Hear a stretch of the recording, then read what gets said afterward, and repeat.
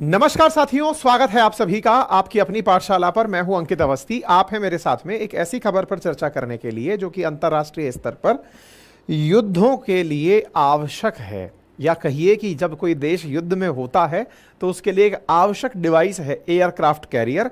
चीन ने हाल ही में अपना एक युद्धपोत समुद्र में उतारा है और जो कि उसका संख्या में 3rd नंबर का है। ये उतारा गया युद्धपोत कैसे चिंता बढ़ाएगा इंडियन ओशियन में और साउथ चाइना सी में, आज के सेशन में इसी विषय पर हम चर्चा करने वाले हैं। जब भी एयरक्राफ्ट कैरियर्स की बात आती है तो कुछ इस प्रकार की तस्वीरें दिमाग में आती हैं। पानी में चलती हुई एक एयर स्ट्रिप जहां से हवाई जहाज उतर सकता है और वहीं से उड़ सकता है, एयरक्राफ्ट कैरियर कहलाती है। यानी कि एक तरह से यह समझिए कि आप पानी में चलता हुआ एक रनवे लेकर उड़ रहे हो, मतलब चल रहे होते हैं। आपके हवाई जहाज जब भी रिफ्यूलिंग करना चाहें, हवाई जहाज पूरे टाइम हवा में ना उड़कर जमीन पर लैंड करना चाहें, तो समुंदर उन्हें एक जमीन उपलब्ध कराता है और यह जमीन चलती हुई जमीन होती है। तो विचार करिए, कहीं भी ले जाकर आप पानी में खड़ा कर दिए, वहीं से ही आप दुश्मन देश के ऊपर अटैक करने के लिए अपने एयरक्राफ्ट्स को उड़ा सकते हैं। इसलिए यह बहुत खास चीजें मानी जाती हैं।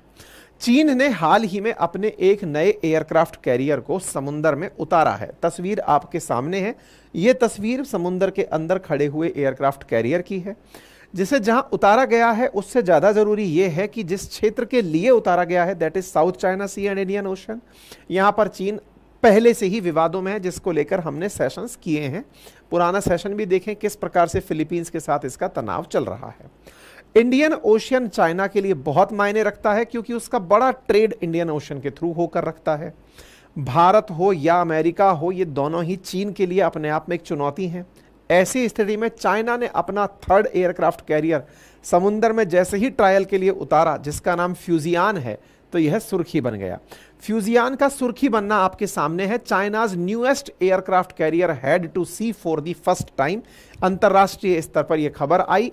आप आंसर के रूप में याद रख सकते हैं, इसका नाम फ्यूजियान है। आपसे सवाल पूछा जा रहा है, भारत का अपना इंडिजीनियस एयरक्राफ्ट कैरियर कौन सा है जो भारत ने खुद बनाया है? कमेंट बॉक्स में आप जवाब दे सकते हैं। पोल एक्टिवेट कर दिया गया है, आप पोल देखें और जवाब दें, ठीक है। बाकी चैनल पर नए हैं तो सब्सक्राइब कर लें। और हाँ, जैसा मैंने आपको कल कहा था कि हमारे आरएएस फाउंडेशन का कल आखिरी दिन था, लेकिन बहुत सारे बच्चे ट्रांजैक्शन में अटके हुए थे। जिन्हें भी एडमिशन्स लेने थे उनके लिए आज का दिन और ओपन किया गया था। अब नया क्या है? नया है बीपीएससी के लिए एडमिशन्स आज ओपन कर दिए गए हैं। तो जिन्हें भी बीपीएससी बैचेज में एडमिशन्स लेने हैं, हमारे अपनी पाठशाला एप्लीकेशन पर बिहार पीएस के लिए आप जा करके वो ले सकते हैं, एडमिशन्स ले सकते हैं। क्लासेस लाइव और रिकॉर्डेड दोनों फॉर्मेट में उपलब्ध रहेंगी। डेमो के लिए आप हमारे अपनी पाठशाला पीसीएस चैनल पर जाकर भी डेमो देख सकते हैं और साथ ही अपनी पाठशाला एप्लीकेशन पर भी आप हमारे डेमो लेक्चर्स देख सकते हैं। यदि आप जीएस का फाउंडेशन बैच साथ में चाहते हैं, रुद्र फाउंडेशन बैच, तो वो आपको 5500 रुपये में बीपीएससी प्लस रुद्र फाउंडेशन दोनों मिल जाएंगे। आप जाकर एडमिशन ले लें। अधिक जानकारी के लिए हमारे कॉल सेंटर पर कॉल कर लें। ये ऑफर 7 दिन तक ही सीमित है।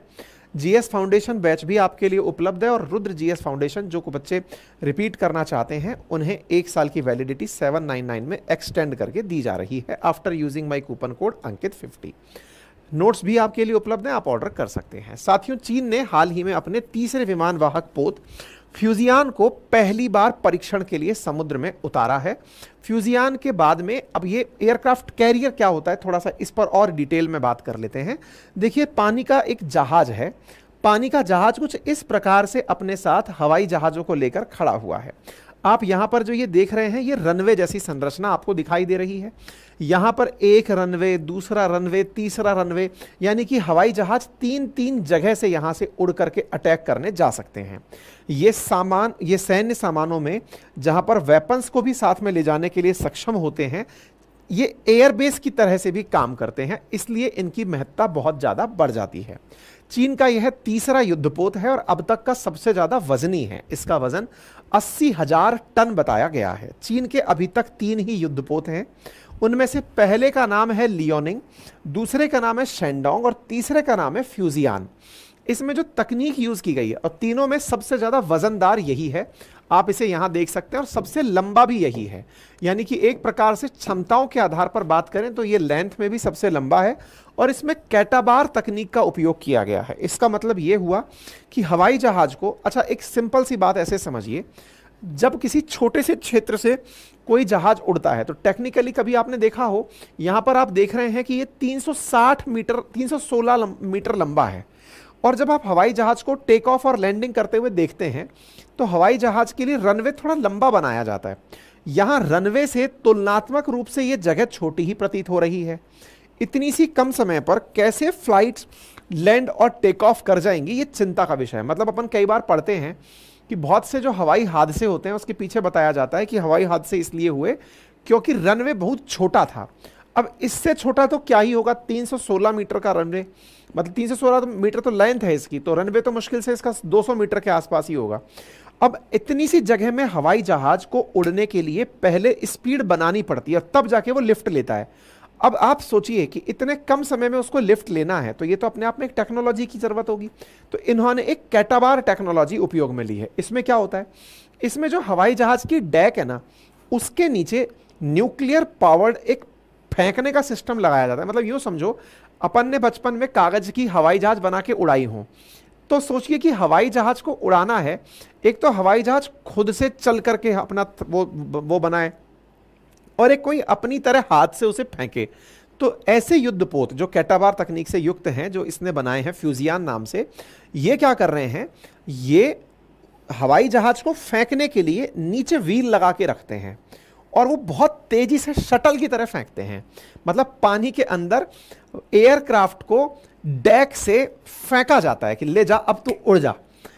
अब ये तो उड़ाने में सहयोग हो गया कि चलो सर उड़ाने में तो समझ में आ गया, लेकिन उतरेगा तो फिर से रनवे छोटा है, फिर क्या करें। तो फिर इसको पकड़ने के लिए कैप्चर टेक्निक लगाई जाती है। कैप्चर टेक्निक मतलब जैसे ही वो लैंड करेगा रस्सी डाल दी जाती है, और रस्सी पहले से मतलब इलास्टिक रस्सी टाइप से रखी जाती है जो व्हील को, मतलब जहाज को पलटाती भी नहीं है और उसकी स्पीड को धीरे धीरे स्लो करती है। इस तकनीक को कैटाबार तकनीक में यूज किया जाता है, जो कि इन्होंने इसमें यूज किया है। ठीक है ना। तो इसके पास में जो फ्यूजियान है, जो कि अभी फुल्ली ऑपरेशनल होने से पहले पानी में डेमो के लिए उतरा है, ये अमेरिका के जो हवाई जहाज कैरियर हैं उनके समकक्ष है, और ये काफी उन्नत किस्म का माना जा रहा है। 2017 में इसका बनना शुरू हुआ था और 2024 में इसका टेस्ट ट्रायल होना शुरू हो गया है। तो मतलब आप ये पकड़ लीजिए 7-8 साल में इसने अपना काम करना शुरू कर दिया है। हालांकि 2022 में जल परीक्षण के लिए इसे उतारा गया था, युद्धपोत गतिविधियों के लिए भी इसको उतारा गया था। ठीक है। यहां पर ये काफी सारे फाइटर जेट्स तैनात करेंगे। HQ-10 short range surface to air missile system, 30 mm HPJ-11 auto cannon इसके ऊपर लगे होंगे। मतलब इसके ऊपर लगने को तो फाइटर जेट्स के साथ साथ, और फाइटर जेट्स में भी इनका जो सबसे उन्नत J-35 है वो भी इसके ऊपर तैनात किया जाएगा। ऐसे ही एयरक्राफ्ट कैरियर पर यूटिलिटी और ASW हेलीकॉप्टर्स भी तैनात होंगे। Z-20 मीडियम हेलीकॉप्टर्स भी इसके ऊपर तैनात किए जाएंगे। तो ये उन्नत किस्म के एयरक्राफ्ट कैरियर्स को ले जाने में सक्षम होगा, इस तरह से इसलिए बनाया गया। अब आप पूछेंगे इनका यूज क्या करेंगे, तो जैसा अभी थोड़े दिन पहले हमने बताया है कि भारत ने अपना पहला ब्रह्मोस एक्सपोर्ट किया था फिलीपींस को। तो फिलीपींस जैसी स्थितियां इसके साथ चाइना सी में बनी रहती हैं। तो ऐसी स्थिति में ये जहां पर भी होगा वहां पर किसी भी जिससे इसे चिंता है उसके ऊपर हवाई जहाज भेज करके, ताइवान से कलेश चल रहा है तो उसके ऊपर एयरक्राफ्ट उड़ा करके धमकाने में काम में लेगा। और जैसा आप सब जानते हैं कि अमेरिका पानी में बहुत पावरफुल है, तो ऐसी स्थिति में ये यहां पर काफी ज्यादा अमेरिका से भी जो थ्रेट खाता है उसको भी चैलेंज करने में काम देगा। अब एक इंटरेस्टिंग बात सुनते हैं। इनके एयरक्राफ्ट कैरियर तो सुन लिए, हमारे पास कितने हैं। इंडिया के पास ऑलरेडी 2 एयरक्राफ्ट कैरियर हैं, एक का नाम विक्रमादित्य है और एक का नाम विक्रांत है। विक्रांत अभी बनकर ही तैयार हुआ है, पहले भी विक्रांत ही हुआ करता था हमारे पास, लेकिन हमने फिर से विक्रांत बना लिया है। इंडिया के पास चीन से पहले एयरक्राफ्ट कैरियर आए थे, हमने ब्रिटेन वाले ही एयरक्राफ्ट कैरियर लिए थे। हालांकि इन लोगों ने भी ब्रिटेन से और रशिया से एयरक्राफ्ट लेकर खुद के बनाने सीखे हैं, लेकिन इनके तीनों की तीनों इनके अपने बनाए हुए हैं। हम लोगों ने विक्रमादित्य और विक्रांत अब लिए हैं, है ना। तो विक्रांत हमारा इंडिजिनियसली सेल्फ मेड आज का जो सबसे तैयार है वो है। ठीक है। इंडियन नेवी भी थर्ड एयरक्राफ्ट कैरियर बनाने का निरंतर प्रयास कर रही है। तो एक तरह से वाटर पावर के अंदर अगर हम बात करें तो हम लोग मतलब विक्रांत के साथ साथ भविष्य में और भी बेहतर उन्नत किस्म के एयरक्राफ्ट कैरियर बना लेंगे। भारत इनमें से आईएनएस विक्रमादित्य जो रूस का है और आईएनएस विक्रांत जो हमारा पर्सनल है उनको बनाकर ऑलरेडी मार्केट में आ चुका है। 2024 में पूरी तरह से आईएनएस विक्रांत भी ऑपरेशनल हो जाएगा। ठीक है ना, काफी उन्नत किस्म का हम लोगों ने बनाया है और इसकी वजह से हम इंडियन ओशियन को सेफगार्ड कर भी लेंगे। रही बात अमेरिका के साथ साथ, तो अब देखिए अमेरिका के साथ चीन की ताकत हमेशा कन्फ्लिक्ट करती ही रही है। अमेरिका ऑलरेडी 11 एयरक्राफ्ट कैरियर रखता है जो कि न्यूक्लियर पावर्ड हैं, यानी कि उनको चलाने के लिए साइलेंटली मतलब बहुत अच्छे से तो ऊर्जा उत्पादित करता है, बहुत फॉरवर्ड है अमेरिका। दुनिया में अगर हम विक्रांत को हटा दें और चीन के अभी वाले को काउंट कर लें, क्योंकि हमारा भी 2024 में पूरी तरह से ऑपरेशनल होगा, चीन 3 एयरक्राफ्ट कैरियर बना चुका है, अमेरिका 11 के साथ नंबर 1 पर खड़ा हुआ है। इसका मतलब ये समझिए कि दुनिया में जिसको भी सबसे ज्यादा पानी पर ताकत दिखानी होती है वो एयरक्राफ्ट कैरियर, डिस्ट्रॉयर, ऐसे विमानों, ऐसे मतलब जहाजों को बनाकर पानी में उतरता है। तो अमेरिका सबसे आगे फिलहाल के लिए चल रहा है। ठीक है ना, इसका सबसे बड़ा उद्देश्य क्या है? पानी के अंदर निगरानी करना। निगरानी कहां करेगा?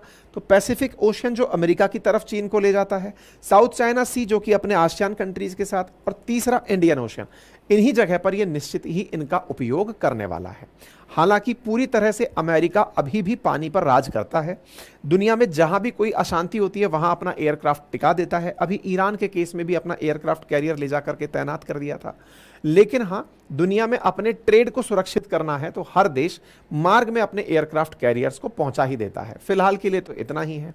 बाकी आप इससे ज़्यादा अपडेट जानना चाहते हैं तो चैनल पर जुड़े रहिए, चैनल को सब्सक्राइब कर लीजिए। भविष्य में कोई और अपडेट आते हैं तो मैं आप तक पहुंचाता हूं। बाकी जिन्हें कोर्स परचेज करने हैं, अपनी पाठशाला एप्लीकेशन आपके लिए उपलब्ध है, जाइए और कोर्स परचेज कर लीजिए। Thank you so much.